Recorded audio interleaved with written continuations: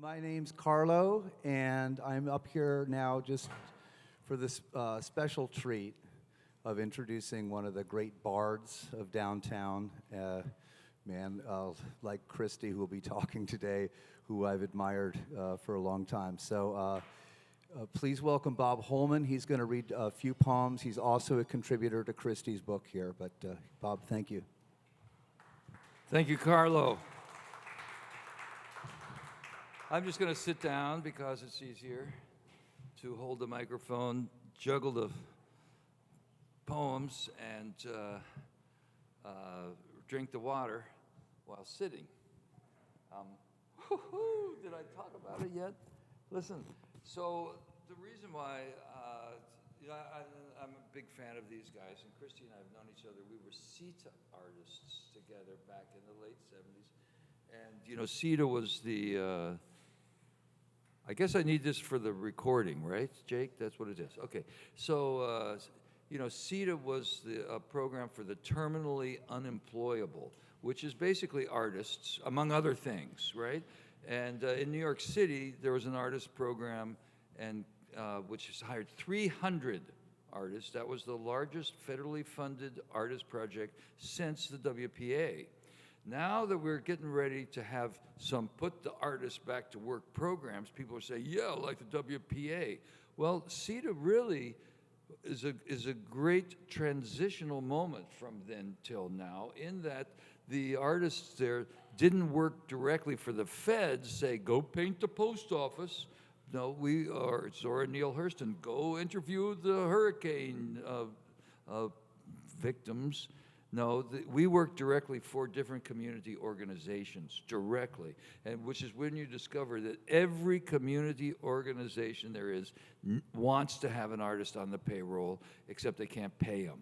So if there's a way to get them to pay them, there's work there, So that's where we met back in the 70s, and I've loved her work so much, and I feel... I guess to look at it is to feel like you're a participant in it, because it blows your mind in so many different ways that you wish you'd thought of. And you're so happy that Christy's out in front there doing it for us, which is what a great artist is. So when she said to me, that we were commiserating, over Buffalo, and she said, why don't you come in and do something for Buffalo? I said, well, I wanted to do something for Ukraine. So I'm going to do both of that, because this is a moment where the world needs to hear about all of that. And note that before we get to hear Christy and Carlo talk, which is, believe me, even better than the air conditioning, okay? So, which is reason enough to get in here. All right, new poems for Ukraine. War haiku. How do you get inspired at this point in your life, Bob? Well, somebody calls you up and says, Bob, the anthology for Ukraine is coming out. Its deadline is Sunday. You must write. Oh, I'm inspired. Here you go. War haiku. That crow on that fence, uncaringly particular, looks up just as bomb hits. Ukraine wheat fields wave, winds wind eternity over homelandscape. Burial mounds, bomb craters. Bless the broken tanks, O Lord. They provide a place to hide behind, O Lord. Let the keys be inside. Send out a text. Send out a text, encrypted but easily decrypted. This is about how the decryptors, the Soviet decryptors, are picking up all the texts and getting the news straight to Putin, so they know exactly how to deal with everything. Okay, send out a text, encrypted but easily decrypted, including EOIE letters only in Ukrainian alphabet. Say, we will be leaving Mariupol at first light, 5:30 a.m. by such and such a route, and then sleep in. Send out a text, encrypted but easily decrypted, including letters only in Ukrainian alphabet, saying, "Stuff your bazookas with dirty undies, causing backfire and shit stains everywhere." Send out long, difficult to translate text using lots of letters only in Ukrainian alphabet, going into great detail. Read the etymology of the word bazooka, which in fact was named after a novelty musical instrument invented, built, and named and played by 30s U.S. comedian Bob Burns, who wasn't really that funny. The instrument consists of two pieces of stovepipe that slid into each other trombone-esquely with a funnel welded onto the inner pipe. The instrument was played by sliding the pipes back and forth exuberantly while humming into the pipe opening. There was no mouthpiece, only a buzzing embouchure, so it was somewhat kazoo-like, a hint of how the name came to be. And by this time, the Russian soldiers tasked with translating this Trojan horse of a message will be falling asleep, which is a perfect time to attack them using bazookas. All right. A great Ukrainian poet is Ole Lashia, who I got to meet a couple of times and visited here in New York. And I wrote the introduction for his selected, which is just coming out. So this is a poem for Ole Lashia, 1949 to 2014, on the occasion of the publication, finally, of your Dream Bridge, Lost Horse Press, Contemporary Ukrainian Poetry Series, Volume 10, bilingual, translated by Virlana Tkach and Wanda Phipps. Tonight was your book launch, Ole. We missed you, but surprise, the books were there. In the small press poetry world, actually tiny town, we know this is a rarity. It was a party. Your friends were there, maybe a few enemies. If it weren't for the damn COVID masks, we would all make up and kiss. This was at the Ukrainian Museum on 6th Street, a stickler, as you know, for protocol, not your strong suit. Maria, the director, persisting still, even after 2 grinding years. Oh, Julian's cousins have a band, Corinia, violin, accordion, and what looked like a tenor, not a bass drum, with a single cymbal attached atop, playing your stuff joyously. 3 young women singing through their foreheads in the Carpathian manner you loved so much. Also, your poems, which brought nature right into the room as usual, animals and humans on equal footing, pervasive undercurrents of spirituality, absolutely no sanctimony, of course, your style. Virlana masterminded the extravaganza, a parade of your poems and plays, film clips, live readings by Andrew and Sean and Olena and Wanda, and I read Oak, and the ending of my intro to your book, Julian on the bandura, Paul on cello, and we all hung out after, even Maria, and we drank all the wine. And the crazy thing was, throughout the whole night, not a single mention of the war, the killing that was going on as we luxuriated in your poetry and drank up all that wine. Maybe there's a clue there. Eventually, even we took off our masks. Well, not everybody. Katerina and her baby are now in Warsaw. Zhadan in Kharkiv was going on a beer run when a missile sliced right in front of his car. Howitzer. You try getting howitzer into a poem. Try rhyming bandura with howitzer. As you were saying, a shot glass left in the middle of the road, boiling eggs with a hammer. The bridges bombed in retreat. This is still going on right now. Pontoons, not in your poems, trying to get back across, trying to safely leave town, picked up by a man with a load of radishes, taken to the train station in Zaporizhia, hiding in an underground dugout. You can't really call it a bunker. The door has been blown off. No stash of food or water. A phone charger. A loose shingle in the wind. An air raid siren. Okay, so those are the Ukrainian poems. I'm just still writing this buffalo, and I don't know if it will be a poem, but I'm going to do it now because I'm a firm believer in performing, what they call performing, or reading a poem, or giving the poem away directly to each of your own ear shapes is part of the creation of the poem.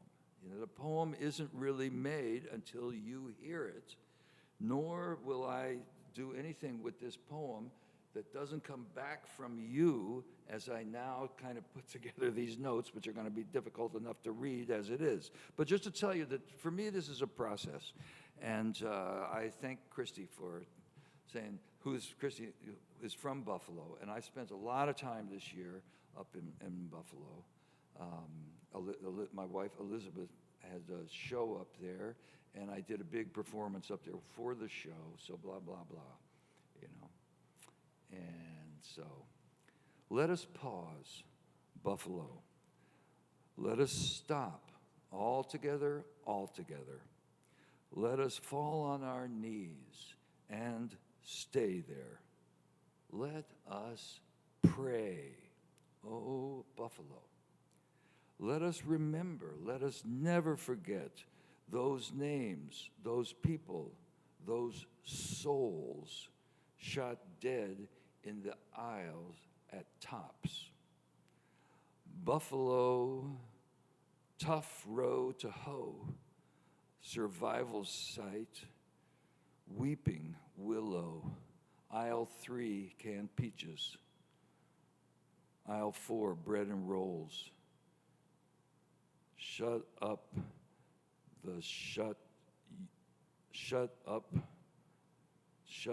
and hit the floor. Friends and neighbors, fellow shoppers, shot and killed with an assault rifle. Their lives stuffed in a grocery store, wheeling a grocery cart around the corner, face to face with United Statesian race. Relationship of frozen vegetables, supermarket cheese, frozen fish, pizza, ice cream, life in the deep freeze, blood on the floor, mop by the door. Life goes on. No, it doesn't. Our friends died here at Tops in Buffalo. A supermarket, a meeting place, a shooting target, a remembered face. Those who rose and those who didn't, those who stayed. Wrapped their bodies in saran and foil, shattered bottles of tahini, vinegar, and oil. Recipes for dinner. Go ahead and serve it. Aggression, suggestion in the parking lot. You can't forgive what is, and still it echoes shot by shot by shot. Hide under the produce. Get behind the soap. Walking the walk, the aisles in Buffalo. Falling apart, falling apart, falling apart, falling apart, nothing to do, everything all at once. Roberta Drury, Margus Morrison, Andre McNeil, Aaron Salter, Geraldine Talley, Celestine Cheney, Hayward Patterson, Catherine Massey, Pearl Young, Ruth Whitfield. Traumatize as you read it by. The simplicity of our bodies dying. And so we walk these hallowed aisles, the ghosts who walk beside, as we fall and fail, rant, regale, rail and scream and kick and dream and take away the guns, and nobody gets shot. It seems so simple. Oh, I forgot the target on the backs of our black brethren, black folks' hearts exploding with love as a trigger is pulled. The bullets go back into the barrels. Oh, buffalo, oh, buffalo. Attention to detail now replenish the shelves. The barcodes don't add up. Rotate the stock, put it between. Who pushed the button? Who made hate into a button? Who made this palm?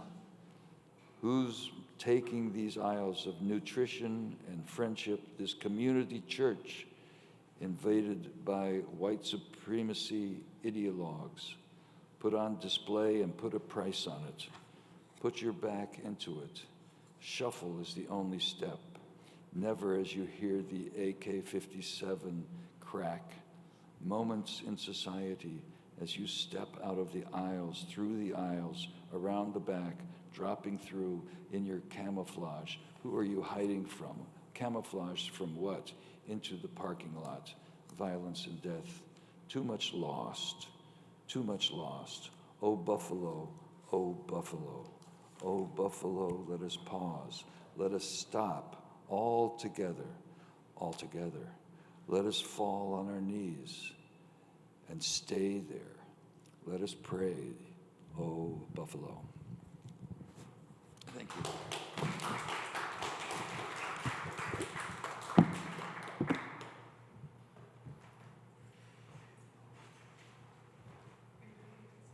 Oh, now, yes, sir. All right. Well, I mean, that's just the way it is, folks. Thank you for letting me. And these guys are dear friends, and they're friends. This place, Howl, to me, is like a physicalization of the art and love and communication that we have from people like Christy and Carlo, and specifically from Christy and Carlo, who, coincidentally, happen to be the two who are going to come up here right now. How's that for an introduction? There you go.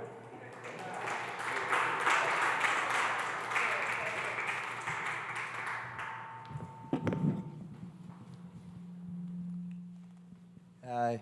Thanks, Bob. That was amazing. Well, you know what? And thanks everyone for coming. I guess we don't need any more excuse to talk about the precarity of the planet that Christy's been doing her work about, but nothing like a good heat wave in May to bring it all home. I would like to, one of the things I love about the book is it's not chronological. It doesn't have any of those usual tropes by which art books are done. But that said, maybe chronology helps us a bit because Bob did that amazing poem about buffalo, which is very much on a lot of our minds these days. But Christy, being from there, you also have this kind of the experience, the memory of the Love Canal, and I'd like you maybe to talk about that and talk about the kind of awareness, and well, that's quite a while back now, but it keeps going, whether it's Flint or something. Sure. Well, I dedicated the book to Buffalo, actually, because I felt Buffalo was such an amazing teacher. Mainly, one of my first memories of when I thought I might become an artist was when I was 13 years old and they declared Lake Erie dead. It wasn't really dead. I mean, it had things living in it, but they were the wrong things, the wrong kind of. And that was, I think, 1963. Well, it took a few years, but it was because the sport fishing industry collapsed because the bugs died. There was no food for the sport fish. But so I could tell, because we were swimming in a dead lake, that you couldn't trust grown-ups.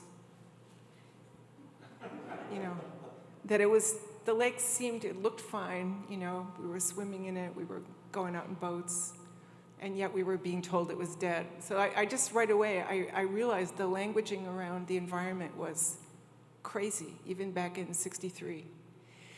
And then, yeah, anybody else from upstate New York besides my niece? Lots of people. So, Jody, yes, Peter. The steel mills were a huge part of our youth.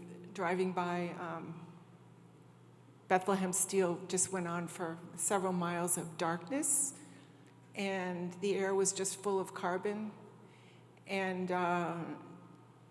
that was a very strong memory as a person growing up, because we were driving through it on the Skyway with the windows up, but people were living and working there all their lives.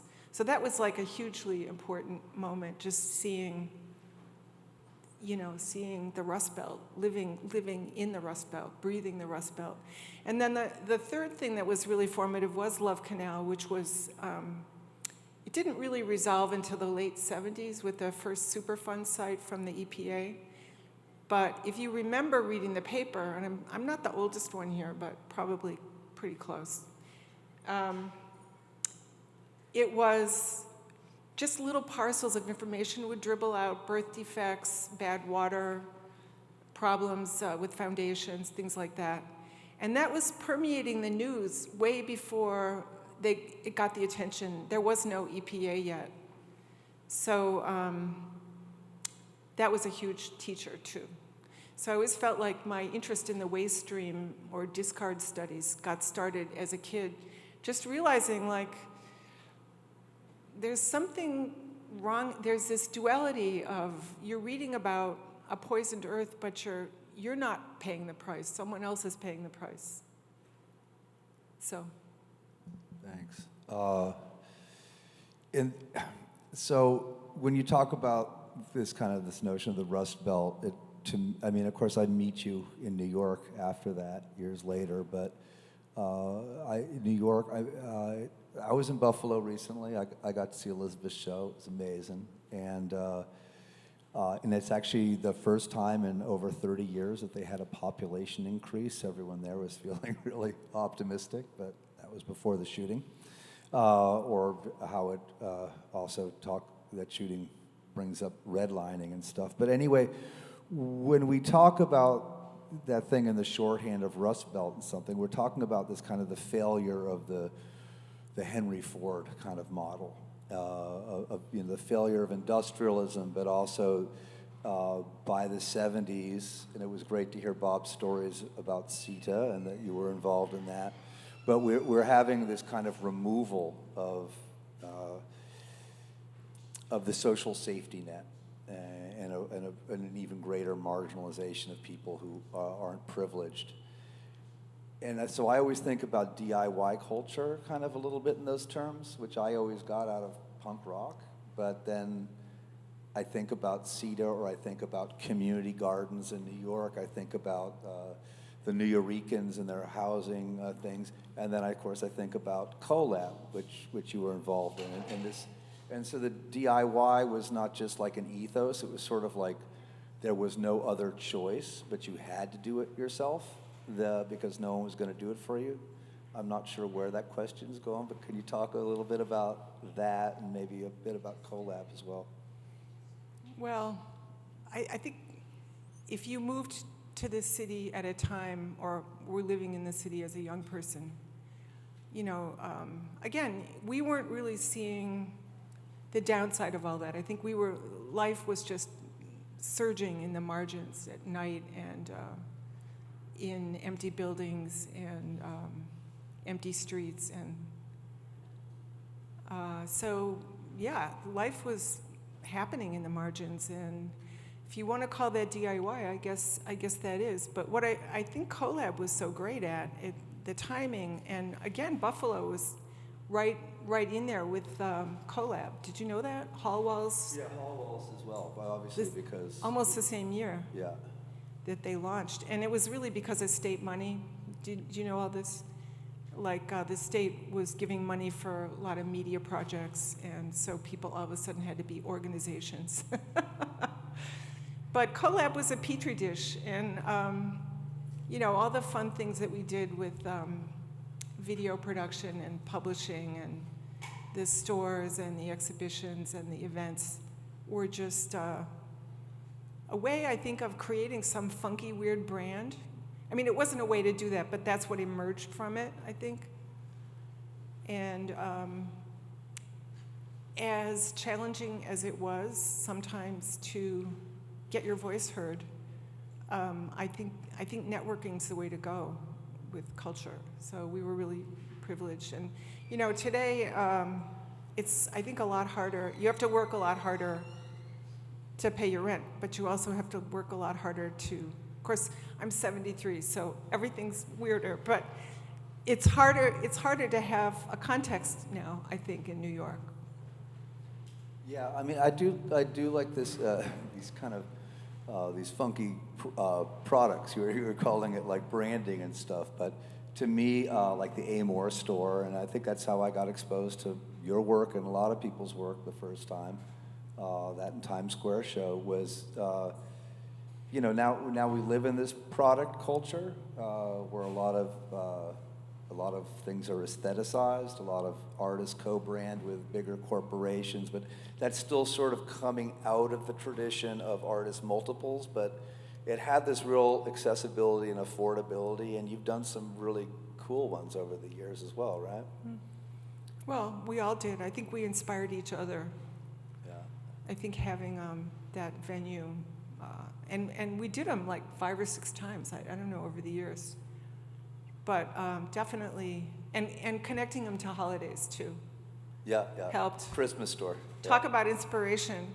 You know, we'd make like $30 and feel so rich at the time. Yeah, and people like me could afford to get weird gifts for my mom, who'd always be like, what the fuck is this? But, I mean, that was the key to it, is no middlemen allowed us to sell things really cheap to each other. Yeah. Okay, you used a couple words recently that I kind of wanted to ask you about, like when we were talking earlier. So I'm just going to ask you to kind of almost define what you mean by a citizen scientist. Is anybody else a citizen scientist here? What's the word? Citizen scientist. Are you familiar with? Okay, so we have a lot of them. Very high percentage of people here are citizen scientists, and everyone will have their own definition. I would say a citizen scientist is somebody who likes contributing research, like community research, almost like crowdsourcing, whether it's bird censusing or listening for noise or just observation. That's one definition. And another definition is just somebody who's not trained as a scientist, who takes an interest in things, and maybe the science leads them into places, especially as artists, that they wouldn't have found before. Makes sense? Anyone else want to add to that? All you guys out there, Peter Fenn, I can see his eyes are moving.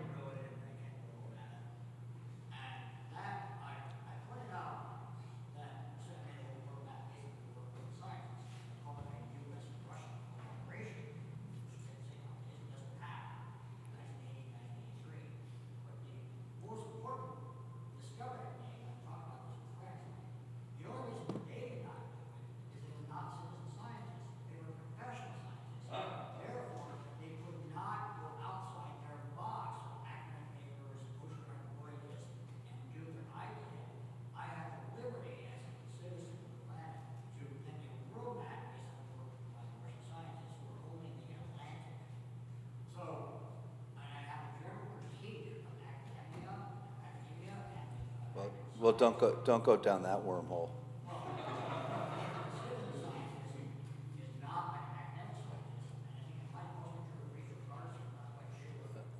Yeah, I remember like 100 years ago when Exit Art did this big art show about the Genome Project, and I met the guys who kind of did the Genome Project, which I should know their names. They probably won a Nobel Prize for it. But they were like, oh no, we were really excited about this because we have a really hard time thinking about some of these conceptual things, and artists are really good at that non-linear thinking. And of course, we have the Da Vinci model. So where does the science and the citizenry meet the artist for you? Where does it go? Where does it meet? What's if we're saying citizen scientist, where's the artist fit in that word? Well, I think it's about inspiration and direction and finding resonance in ideas. But I have a funny story that's sort of related, not really. I used to have this, after the rat thing, I started this organization called City Wildlife Projects, and I had stationery, and it was before email, but I did send out a lot of mail to scientists.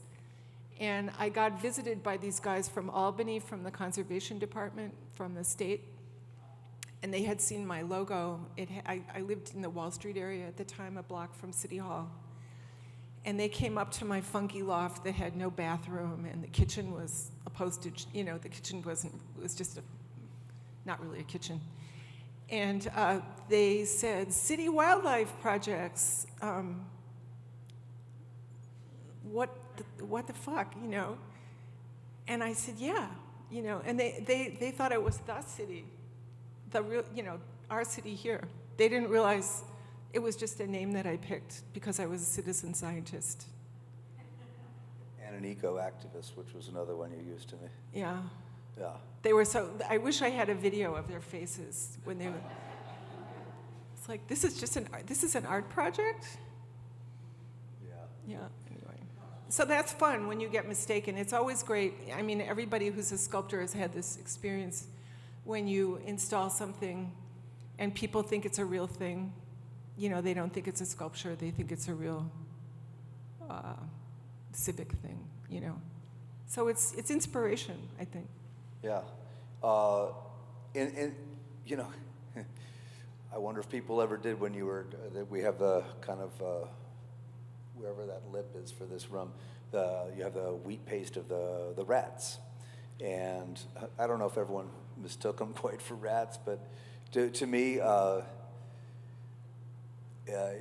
it kind of pointed something I didn't always get right away in your work, is that it wasn't necessarily, it's not really about the animals per se, but about habitat, because the rat piece was really like, it wasn't about all of our phobias and all of our symbiotic relationships with rats. It was very much more about these kind of commuter lines of the habitat and things like that. So can you,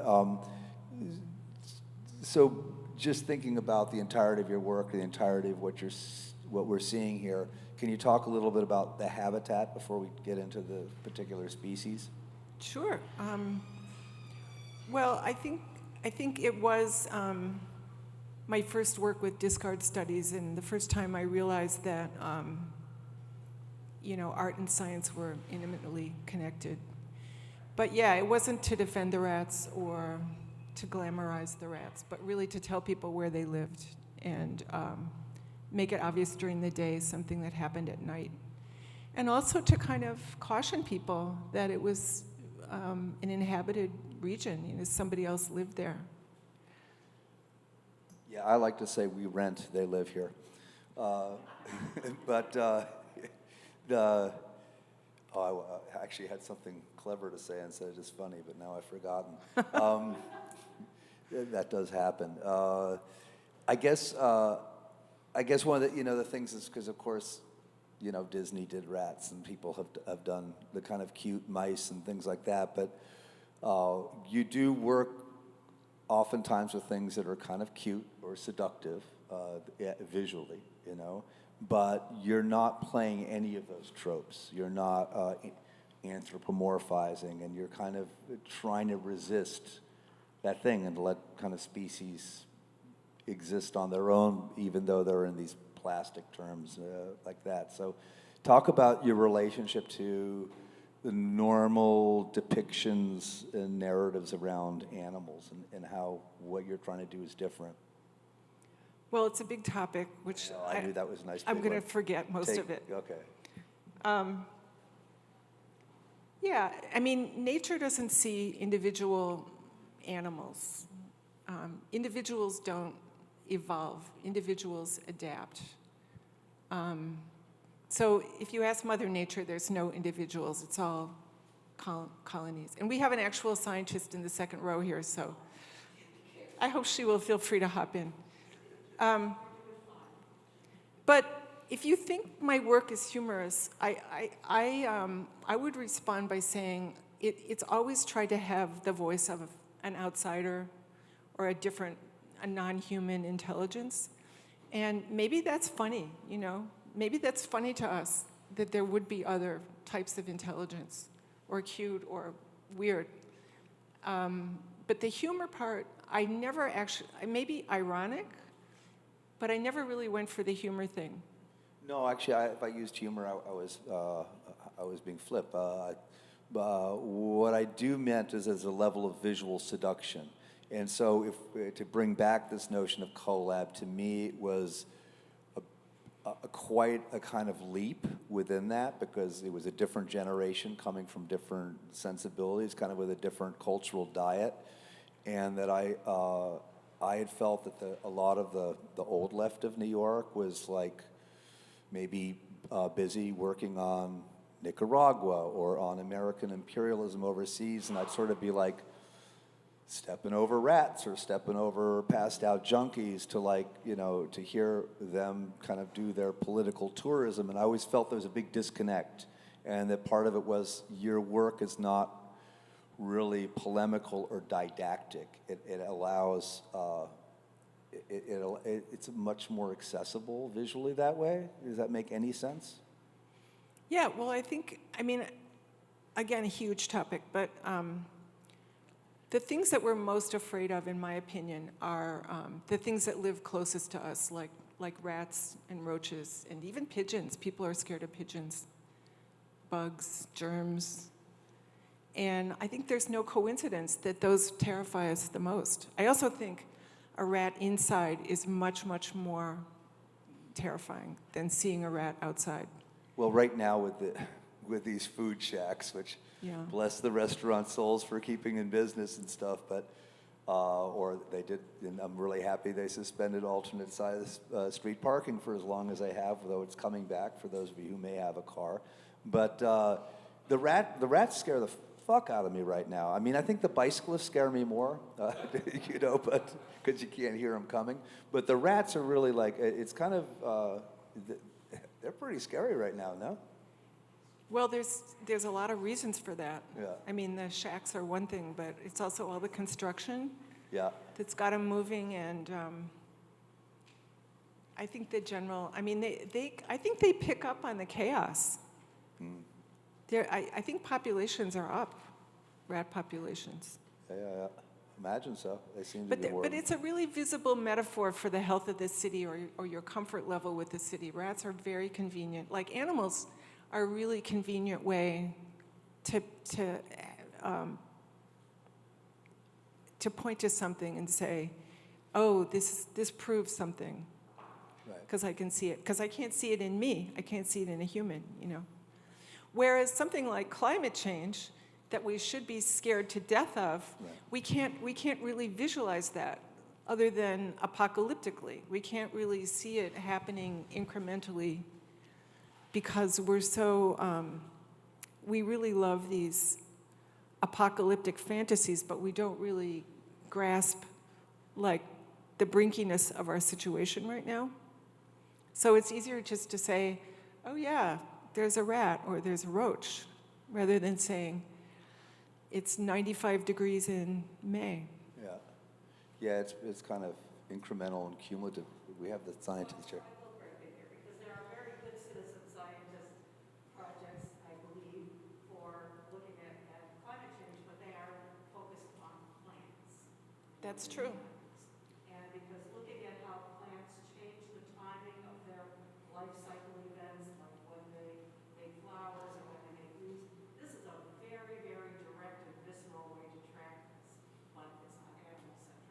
But it is bugs. Well, bugs too, but that's harder for citizen scientists maybe than plants. And germs. I mean, we've also And also had the germs. trauma We got 'em all. of COVID and things like that. We could go back into that apocalyptic. Yeah, it's true. Christy, I kind of just want to talk a little bit about the work in the show. So I'll start with the first question, that maybe you can just kind of go on. But to me, like a lot of people I know have been really wowed by this kind of ability to. This is like this work. This wall here is based off of the fact that you can do these digital collages, and so it's kind of that blown up. But as somebody who spends too much time in art shows and museums, I have seen this kind of idea, because it's become very affordable to do this big printing, and they've done things like that here before. But it's usually like kind of for display, and every now and then a little bit for installation. Here you've really made an installation, but you've also done it as a way to incorporate some of your sculpture work in a way that's not the white cube. So talk about that, and then kind of tell us a little bit more about what you got in the show. Is that all right? Yeah. So for a long time, well, I've been making the collages, but more like just for fun. And I've always felt like these critters looked really lonely on the white wall, and that the images, the reason that I would make a gold manatee might not be obvious to people. So I think the images are really helpful in kind of explaining, in general, a larger context. But so what I was kind of going for here was the worldview of a manatee, trying to navigate a crazy, dystopian, polluted world with the wrong kind of plants again. So again, it was just trying to get inside the head of a critter, an animal, a non-human animal. And the little turtle up there is just kind of getting washed away by the tide. They're both made out of credit cards, because I got really interested from a long time ago in economics and the environment. And, you know, how many crashes have we been through in the last 50 years? A lot. And I've always been interested in the environment and how it takes the hit when we have a financial collapse. So basically, economics and art are both entities that are subject to opinion. And economics is actually an art. You can erase debt if you wanted to, like now they're talking about erasing student debt. Or I was very inspired for a while about the whole Latin American debt and the craziness of countries like Puerto Rico or Cuba or elsewhere. I don't know if Cuba owes us money, but Nicaragua owes us money. Anyway, the ridiculousness of owing us money and how that could just be erased like the stroke of a pen. Unlike a species that's close to the end of its numerical existence. You know, the habitat is not man-made. It can't be manipulated. It's much easier to destroy it than to repair it. Whereas economics can be repaired with just adding a couple zeros.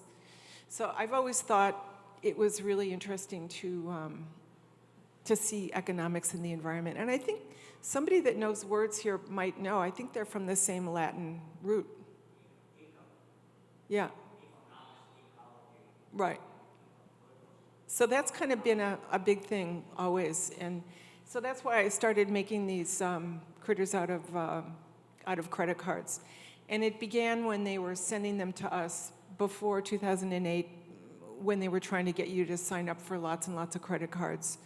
And I didn't want to throw them out because, first of all, I thought the design was great, but it was good plastic, and I didn't think you should throw out good plastic. You should figure out a way to use it. So I eventually came around to this idea of species on the brink. And when, to get listed as an extinction or a threatened species, you know, again, it's the numbers, it's the economics of the research.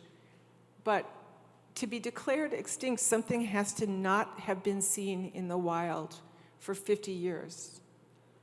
And even then, you have to prove a negative. Just because you can't find something doesn't mean it doesn't exist. So there's all kinds of ways of getting around that, of denying that things like a spotted owl isn't worth 40,000 jobs in the Pacific Northwest. Remember with the old growth forest question that the spotted owl actually won. Or the snail darter, really uncharismatic little fish that ushered in the Endangered Species Act.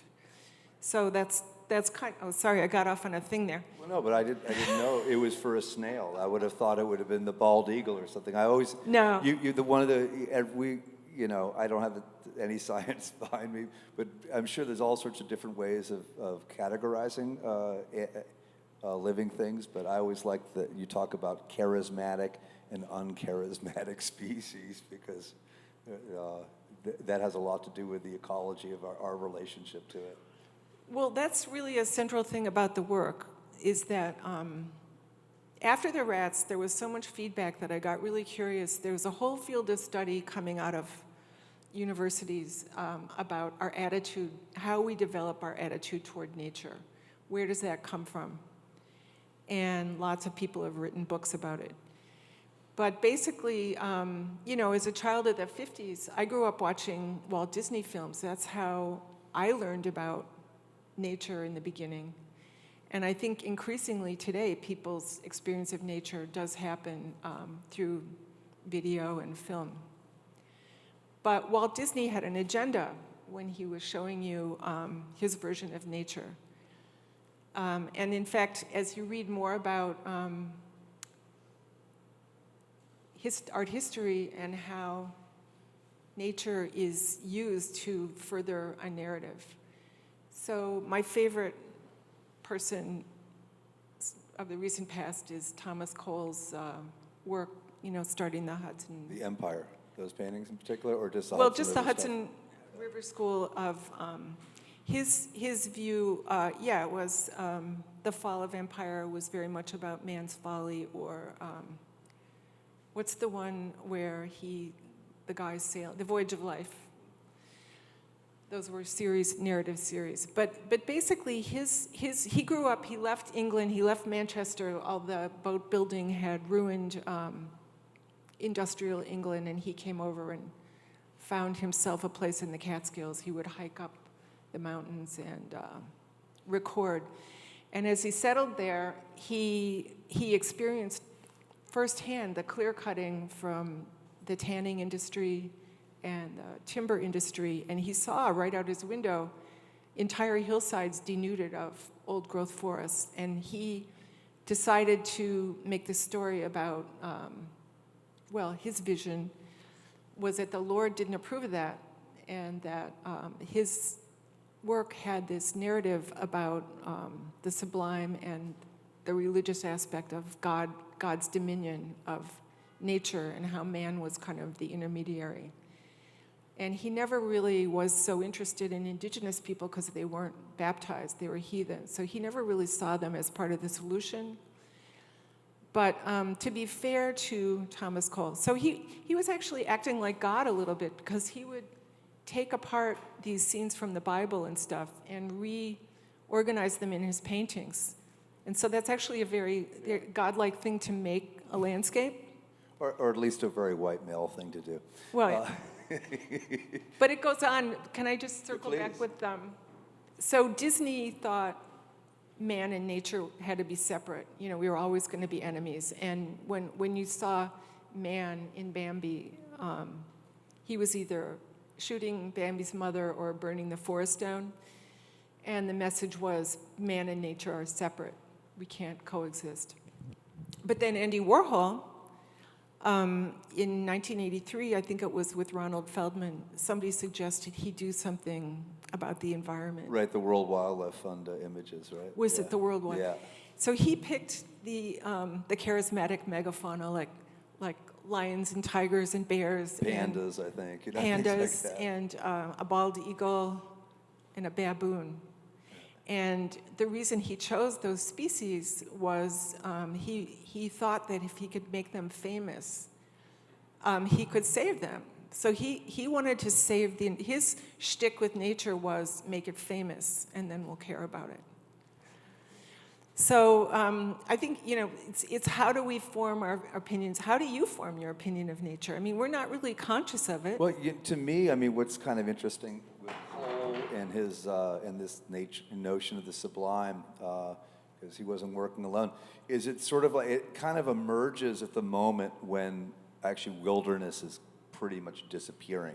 So I always kind of think of it like the way we don't really have Wild West stories until actually the West is kind of suburbanized or at least overly settled. So it's just it's like that we best relate to our versions of nature as a kind of nostalgia. I was, for something else, just another rabbit hole I kind of went down, but I was rereading Auden's Age of Anxiety, which he calls an eclogue, which is like Virgil and people like that. It's like this pastoral dialogue, this poem, but it's like the Age of Anxiety is basically right there with industrialization.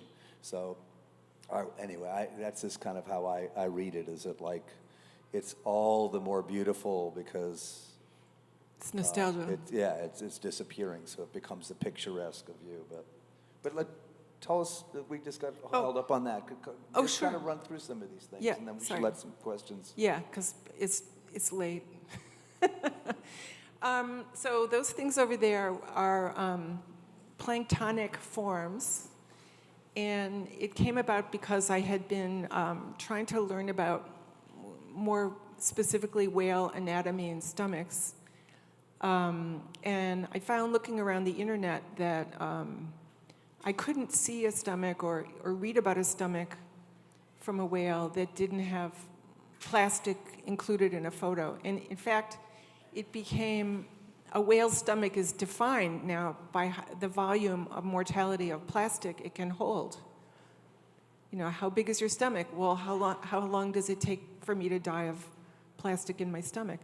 And if you think about it, if you know how a whale's a filter feeder, it just scoops up a huge volume of water, and then it filters through its little baleen gills. And it's really designed to collect plastic. I mean, in fact, the machines now that they have out in the ocean collecting plastic look a lot like whale gills. No, really. I mean, it has no ability to spit out a giant piece of plastic. It has no way, when it gets a big tarp or a net, it has no physical way to remove it. It's not engineered that way. So So- those would be like, So what for I was- SpongeBob fans, that would be like plankton kind of thing there, yeah? So then, since I couldn't learn about the whale stomach without the plastic, I thought, well, I'll just make the food the reason that I can't learn about it. And also that we know that plastics, they break up, but they don't break down. And as they become smaller and smaller, they become more porous, and they house bacteria, they house organisms, microorganisms, some of which never were discovered before. They're completely novel, that have come about since, or been discovered since plastic. And I don't know if you've seen Chris Jordan's pictures of the albatross on Midway Island. I'm sure people have seen the chicks that died in the nest with all the plastic in their stomach. And one reason for that is the fish that they're looking for is about the same size as a big lighter. And the surface of a big lighter, if it's been swimming around in the ocean for, it could have been 10 years with the sun and everything, is now porous and housing all the same bacteria that the albatross's food smells like. So they're not dumb, these birds. They're responding to their senses. So yeah, those are my plastic plankton, because I thought it was, I don't know, more of a close-up than just looking at the devastation of a dead whale, to make us think. I mean, I think this work is really getting people to think about the things around us that are designed to be invisible. And so, because I always respond to things more visually than all that, is that about like the incredible biodiversity of all these things? Or have you actually taken some liberties? How literal are those depictions of all the different ones? They're based on shrimp. They're based on shrimp, okay. But, I'm sure if you had a strong enough microscope, you could find those. Cool. They're quite Yeah. special. And then, we have horseshoes here. Do you want to talk about those real quick? These are turtles. Turtles, sorry. Well, I was thinking Different horseshoe. kinds of turtles caught, some by a backhoe, others in an oil spill. One of them kind of dances. The one with the red button is kinetic, and you can make it kind of dance for your entertainment. A lot of the animal footage that you see on TV is there because it's struggling and it's miserable. Like, we're really only interested in animals when we feel sad for them. We're not, their wonder and complexity isn't enough for us. We really like to see them, defending their nests, fighting for their lives in trauma. So anyway, that's one's in trauma. And then that one is wampum, which is kind of an allusion to Turtle Island, which is the Earth. So some other things are, these are pangolins, the brown things, which is the most trafficked animal on the planet. Like, hundreds of millions of these things are trafficked every year. They're in Asia and Africa. And I chose to make it because I was reading that it might be the reservoir for the coronavirus, because it's a heavy resident of the wet markets. It's kept in a cage in the markets in China, in Hunan, and slaughtered on the spot. So I was kind of fascinated by the closeness to us, the connection to us. But also what's driving the desire for them? Why is it well, so popular? it's the only mammal with scales. Okay. And the scales are used for traditional medicine, like rhino horns. So on a lot of levels, it's close to us. But most people think I invented those. Like, most people don't really. I'm so glad that I can be here to tell you that there are pangolins in our lifetime. And again, with the credit cards, just an allusion to you don't really know what's remaining in the wild, and the need to understand how we play with numbers. And then going around, there's some frogs made out of credit cards, because we know, those are much older. I think those are probably 10 years ago. How reptiles are suffering in the wild from their specialized habitat.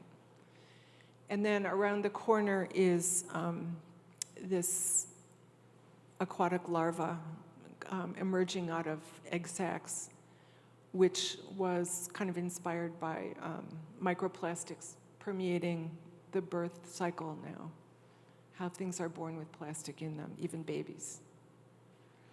And people know, I'm sure by now, everybody knows that we eat about a credit card's worth of plastic every week. So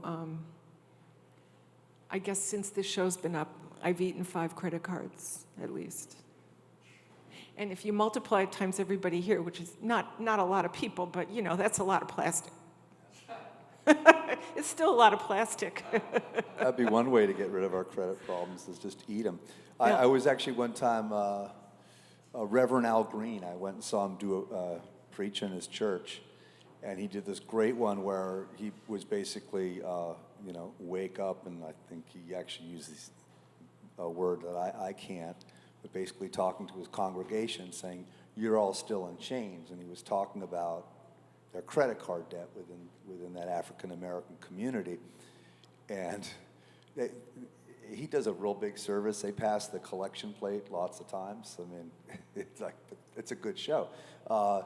But at that point, they passed those kind of but with scissors, and people were like cutting up their credit cards and going, hallelujah, amen. You know, anyway, sorry for that tangent. I guess one last thing I'm going to ask, and then hopefully people will have some questions for you. Or just to mention, really, that this book has a timing to it, and its title relates to that, but this is now 60 years since Rachel Carson did Silent Spring. Obviously, it's only gotten worse.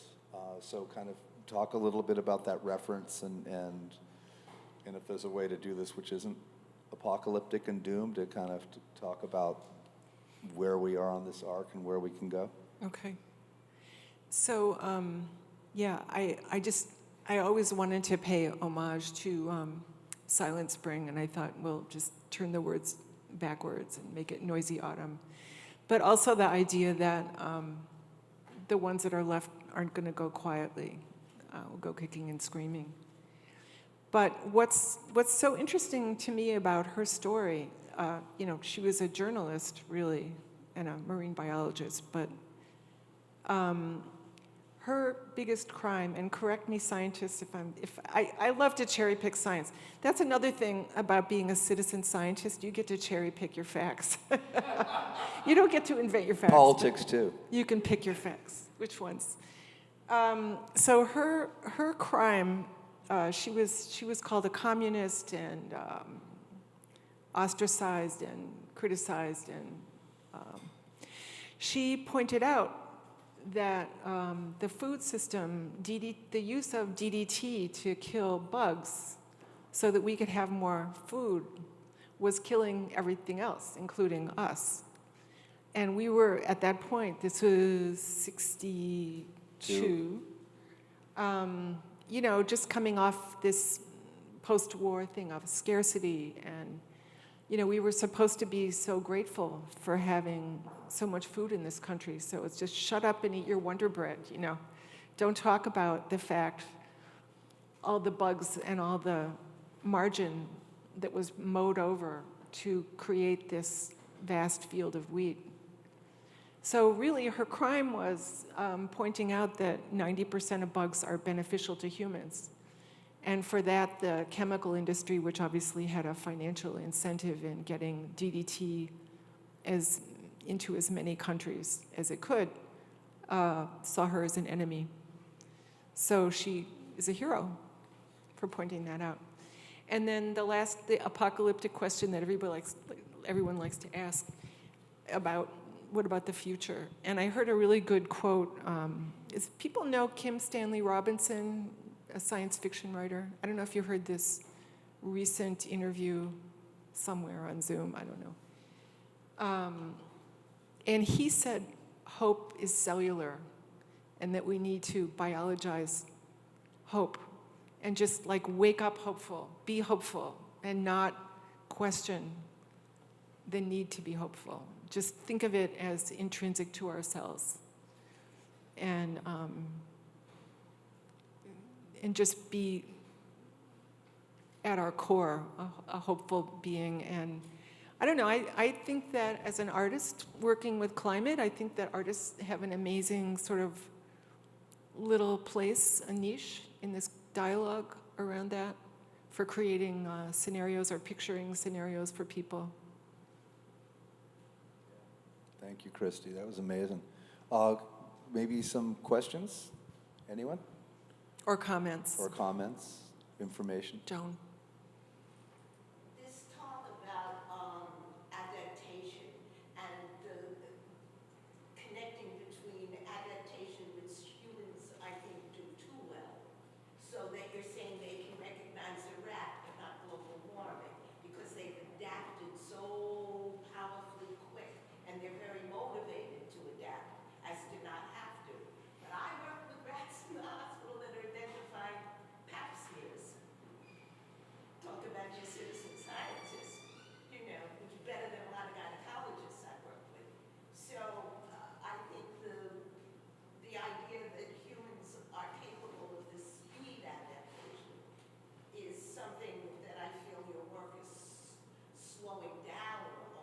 rather than trying to speed up.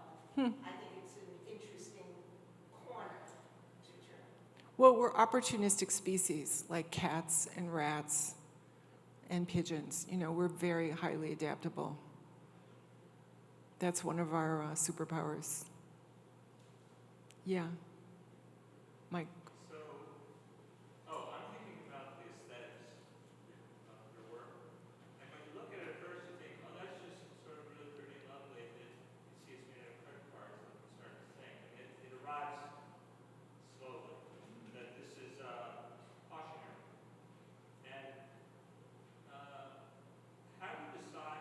There's another thing I've been kicking around in my head is it came up and it occurred to me.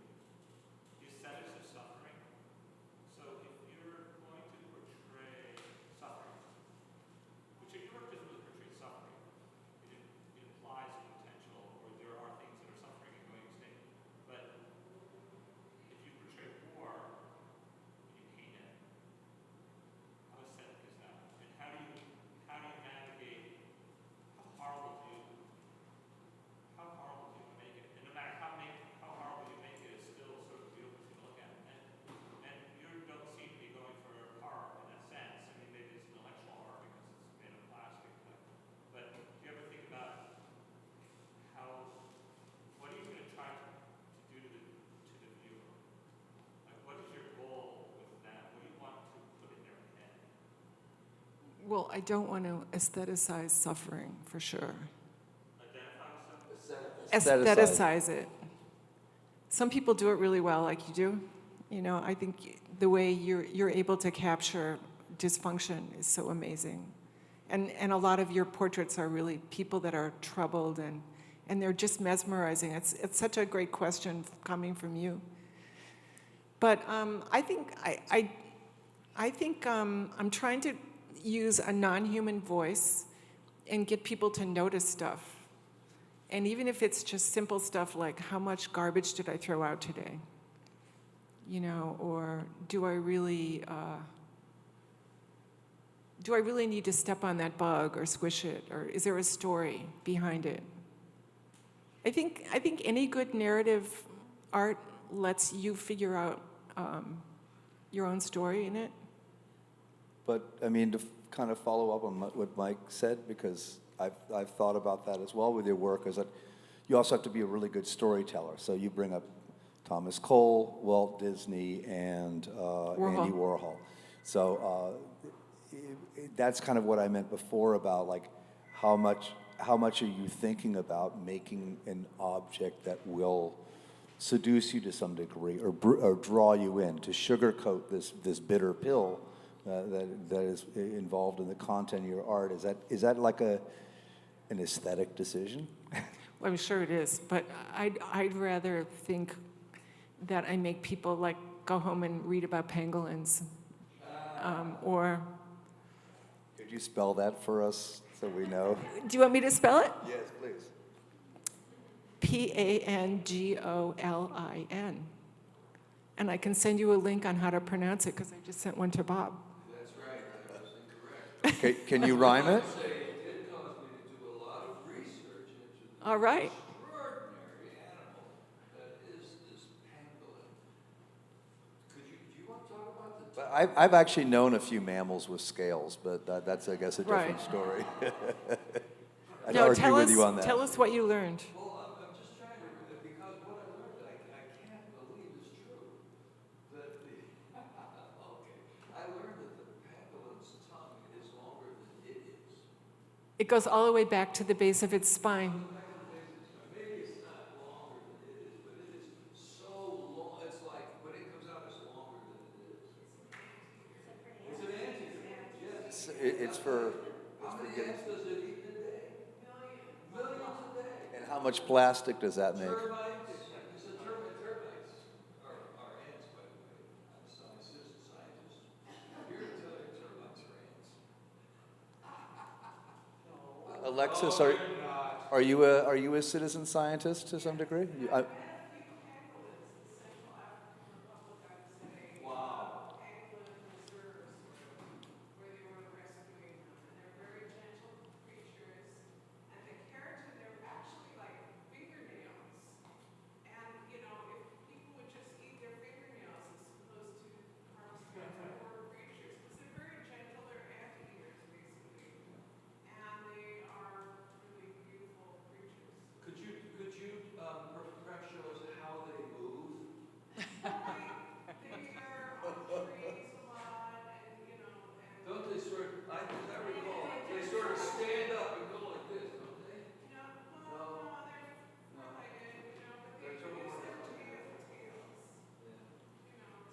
And Bob, in your research, did you find what rhymes with pangolin? Something to do tonight. There you go. You learned something. Amy, yeah. So I want to address your comment that there's like a little niche for art here. And I think that's really like underestimating the power of art. Because, science has things that science is good at. And communication isn't always one of them. There are, fabulous scientists that are very, we try, and some are better than others. But, it's not necessarily every scientist's forte. Every creative person, in one way or another, is working at communication. And that is incredibly important. So it's not a little niche. Thank you.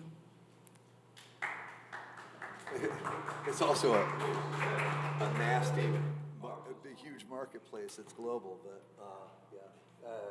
Anyone else? Or? I think that was a great way. That was a great way to end it, and Yeah. and enjoy the air conditioning a little longer. We don't have to raise. I'm freezing. Oh my God.